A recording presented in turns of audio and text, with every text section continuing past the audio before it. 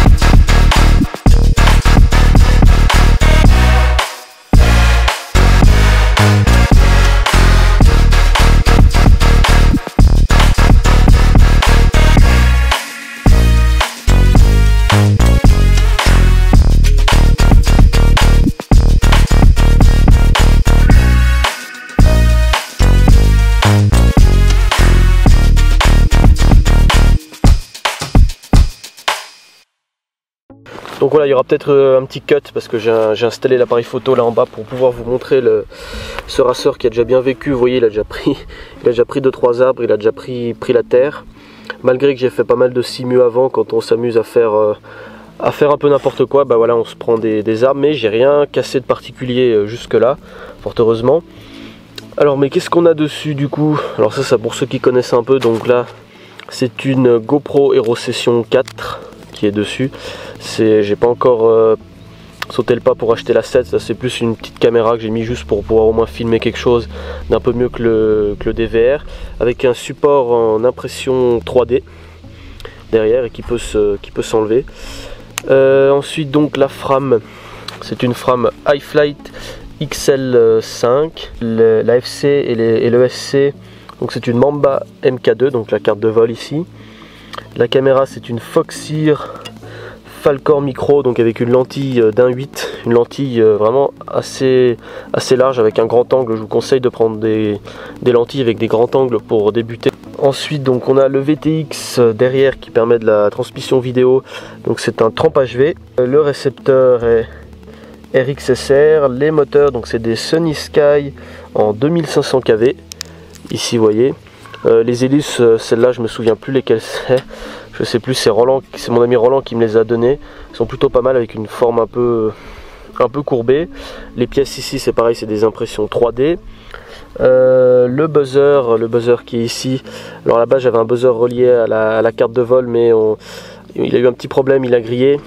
Du coup on a un buzzer ici, c'est le V-Fly Beacon 2 qui est totalement autonome. C'est à dire que là si j'enlève le Serflex et que j'enlève le scratch, je peux le mettre n'importe où. Il est complètement autonome, mais du coup je dois appuyer à chaque fois ici pour l'activer. Et ici on a un tracker GPS, donc pour si on fait un petit peu de long range ou de mid range on va dire, c'est toujours bien d'avoir un tracker GPS pour retrouver le drone en 4 paires. Donc c'est le TK-Star T1000, donc qui marche avec une carte SIM. Oui, car j'ai pas de GPS sur ce drone là, donc là le traceur GPS c'est une bonne solution. Si on a un récepteur GPS sur le drone, c'est un peu moins utile du coup, mais là c'est assez utile. Là on a une antenne, donc c'est une Lollipop 3 en RHCP, voilà. Donc au niveau de la radio, donc vous voyez c'est la fameuse Taranis, la QX7 que je conseille finalement pour tout débutant, tout le monde, c'est la radio la plus utilisée. C'est peut-être un peu mieux de prendre celle qui a une lipo derrière, vous voyez, qui fonctionne une lipo, plutôt que celle à pile, car on peut l'enlever, la recharger, c'est plutôt pas mal. Les batteries, donc ça c'est les batteries du drone, donc qui sont en 4S, donc ça c'est des 1800 mAh, donc c'est les FCO Energy, c'est pas des batteries spécialement haut de gamme, et qui fonctionnent en 80C. Savoir que plus le nombre de C est grand, plus votre quad sera réactif, plus elles auront de la pêche. Et là pareil, mais en 1500, donc plus légère, mais avec un temps de vol du coup un petit peu plus réduit. Et la petite astuce aussi, c'est ce petit bout de scotch orange qui permet en fait tout simplement, si vous prenez un crash assez fort et que votre batterie s'éjecte du drone, et bien vous pouvez toujours la retrouver. Enfin c'est plus facile de la retrouver avec ce petit bout de scotch orange. On sait ce que c'est, on a déjà passé des fois une demi-heure à chercher une batterie dans l'herbe, et là avec ça ça aide à la retrouver. Et avec le scratch en dessous pour qu'elle soit bien fixée au drone. Le masque ici donc c'est le V800D, c'est le masque classique avec possibilité d'enregistrer le DVR, c'est pour ça que j'ai pris celui-là. Mais l'autonomie de la batterie est vraiment très courte, je vous conseille en fait de le relier à une batterie externe. Donc là c'est une batterie 3S, il se relie avec une batterie 3S derrière.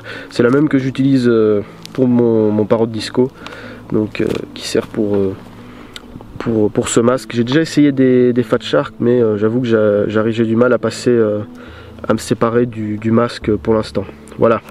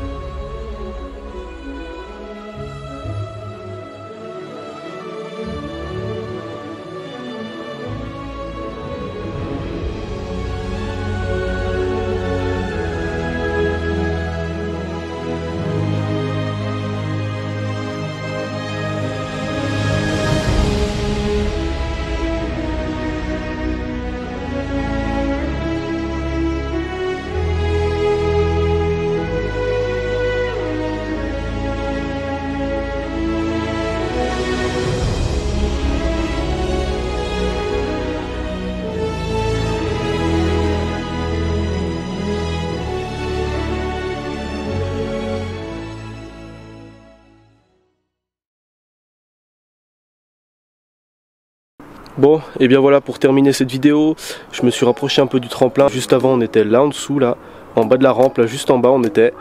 Et je suis monté jusqu'ici sur cette petite plateforme. Et on a le tremplin qui est là derrière. on le verra pas. Faire attention, l'endroit est peut être un peu dangereux. Je suis pas monté sur le tremplin, j'ai pas pris le risque. Là derrière on a les petites montagnes vers lesquelles j'ai divé avec le racer. Donc si cette vidéo vous a plu, vous pouvez laisser un pouce bleu, vous pouvez mettre un commentaire, comme je vous l'ai dit, si vous avez des questions sur ce que vous voulez. Vous pouvez partager la vidéo et vous abonner si vous découvrez la chaîne maintenant. Je risque de faire d'autres vidéos, donc abonnez-vous si vous découvrez la chaîne maintenant. Je vous en remercie, moi je vous dis à la prochaine. Ciao!